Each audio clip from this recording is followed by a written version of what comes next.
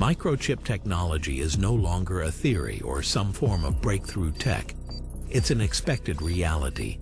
Some states in America are already planning ahead in terms of how to deal with this technology, which is soon to come. States are enacting preemptive bans to prevent employers from requiring that their workers be microchipped, wrote the authors of the report. Internationally, more than 50,000 people have elected to receive microchip implants to serve as their swipe keys, credit cards, and means to instantaneously share social media information.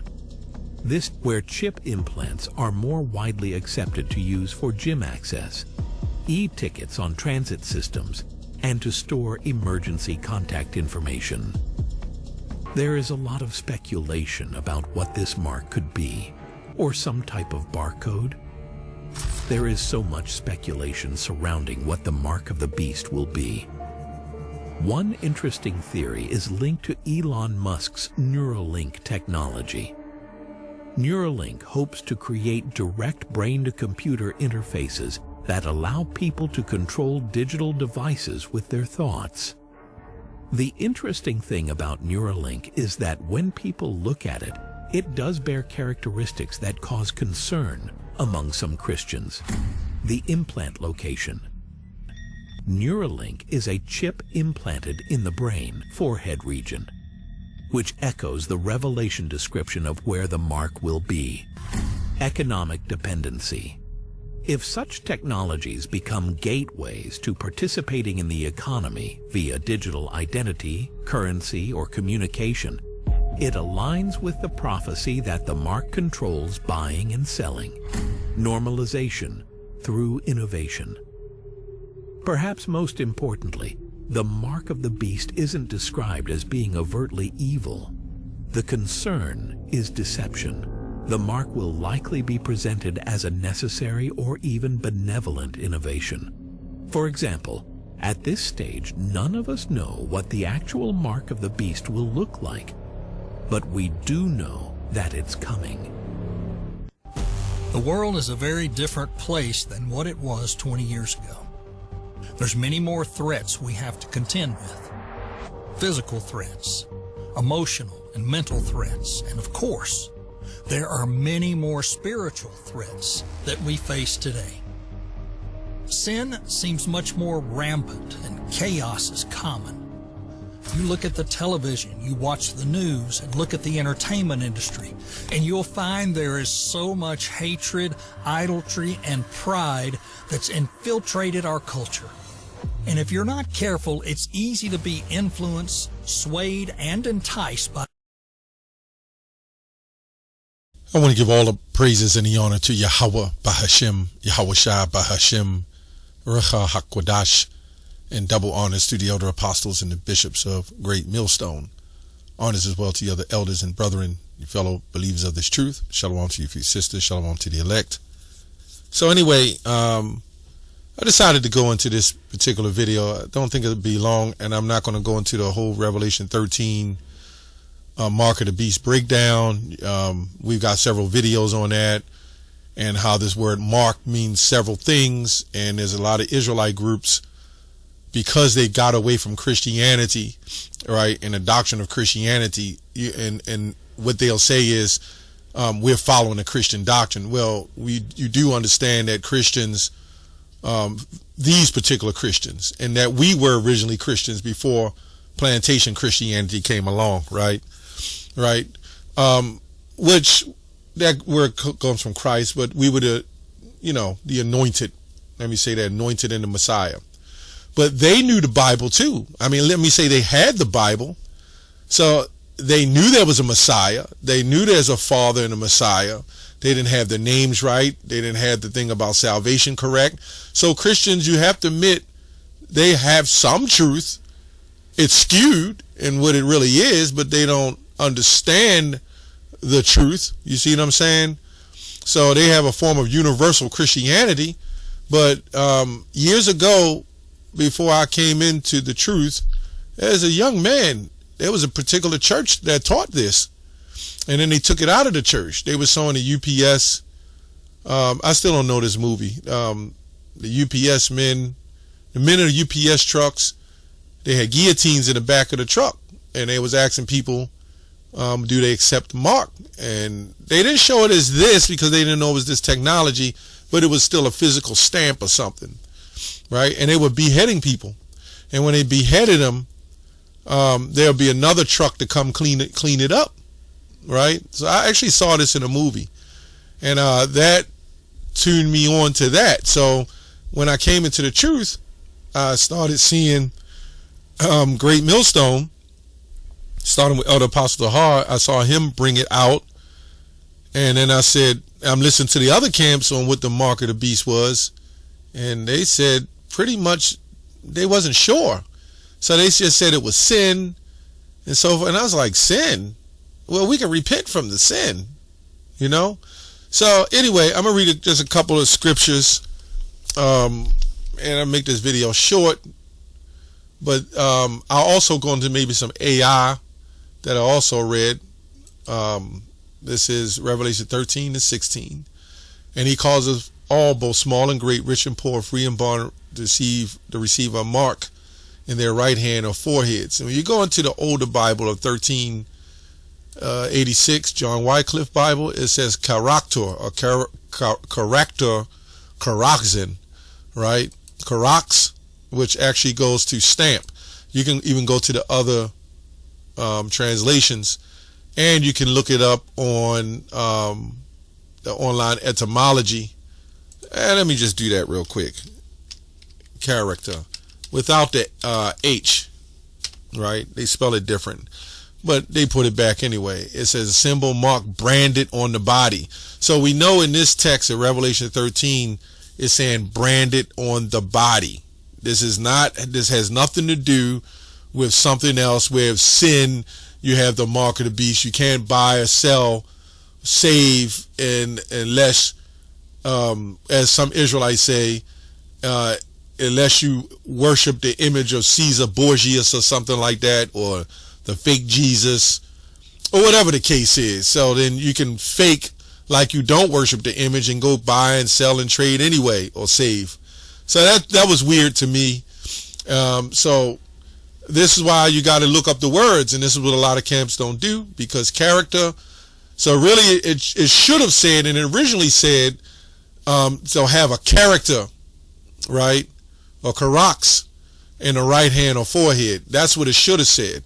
In fact, some translations go into palisade, like this called a Hyundai Palisade, means a stake, an imprint. And it makes sense because the Lord got pierced. So for us not to. So if you pierced, you know, you're trying to jump, you're trying to ignore the fact that the Lord got pierced for you, right? He died for us. So if you get pierced, now you're sacrificed to the system. You have now made a sacrifice to the system, right? So on the left-hand side, which the Lord controls that as well. I just wanted to bring this out real quick. Let's go to Ezekiel 3:17. Son of man, I made thee a watchman unto the house of Israel. Therefore hear the word of my mouth, and give them warning from me. When I say unto the wicked, thou shalt surely die, and thou givest him not warning. And this is why we do the videos. We have to warn you. Imagine if we just sit up there and say, you know, we don't know. It's what it is. You know, and I can't believe that something like this that is now, you know, prevalent, is made manifest, as the scriptures say, that why wouldn't you even want to consider this being the mark of the beast? I don't get that, right? And it's primarily because of pride. You know, they want to keep their so-called congregation or their audience to believe something. If they retract on it, then they got to admit that Great Millstone was correct, right? You had a lot of them had problems with us having white boys in the camp. Now, they got white boys in the camp. You see what I'm saying? Over gradualism, they are accepting what we're saying, but they're doing it gradually. You know what I'm saying? And we catch you, and we bring it out, right? When I say unto the wicked, thou shalt surely die, thou shalt give thou givest him not warning, nor speakest to warn the wicked from his wicked way, to save his life, the same wicked man shall die in his iniquity, but his blood I will require at thy hand. So if you're not teaching the RFID, mark of the beast, then you are not giving the warning, right? This is when Yahushua said, many will say to me, Lord, Lord, I never knew you, ye the workers of iniquity, which is lawlessness. And you got groups talking about all you got to do is keep the laws. But it's lawless to not call on the name of the Lord. It's lawless to not warn the people of the upcoming destruction. Or let me say, this upcoming prophecy. It's lawlessness. You're supposed to warn them for that. Right? The first commandment is to love the Lord with all your heart, might, soul, and strength. If you are following contrary to this doctrine, right? You know, what it is a lot of Jake want the smooth words, as Isaiah 30 say. All we got to do is follow God's commandments. But the first commandments, a lot of them not keeping. They're not calling on the name of the Lord, right? They're not warning them about this technology. And it's way more prevalent now than you can see Elon Musk. Me personally, I just got into this tech, working with this and, amplifiers and circuit boards. And some of these resistors, right, are almost microscopic. You need a electronic microscope or a microscope to see the numbers that are imprinted. It's amazing how they can put particular numbers on something small as an ant, a baby ant. So we see this chip as, and I don't want to go above and beyond, it's what it is. And, who knows? But we do know it's what it is.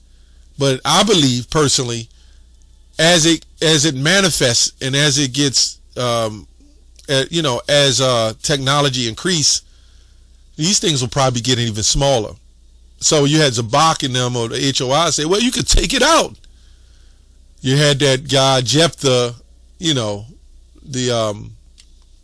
crazed man with the big glasses at one body, and said, how can it work? Because you got to store all your how can they store all the information on that little tiny thing?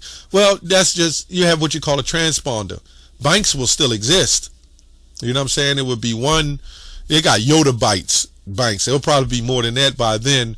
But you will still, just like your credit card, all your money ain't on the actual credit card, right? It goes to a server. And then it takes the money out and change it that way. You know what I'm saying? All your money, and that's just how they're able to shut you down. All they got to do is shut down with a couple of buttons, shut down your part or your chip. And, you can't buy, sell, save, or nothing. In fact, it can even lock your money. Whatever money you have is locked. You can't do nothing. Total control. And this is why we see gradualism and how they slowly making convenience, and convenience is breeding more slavery, because now you don't hide your money under the bed anymore, right? You don't have to. You feel safer in the banks. You trust in the banks. You feel safer. Now, I talk to people internationally with business or whatever else, and they always tell me they don't keep money. They don't rely on those banks. They'll use gold, silver, and whatever else.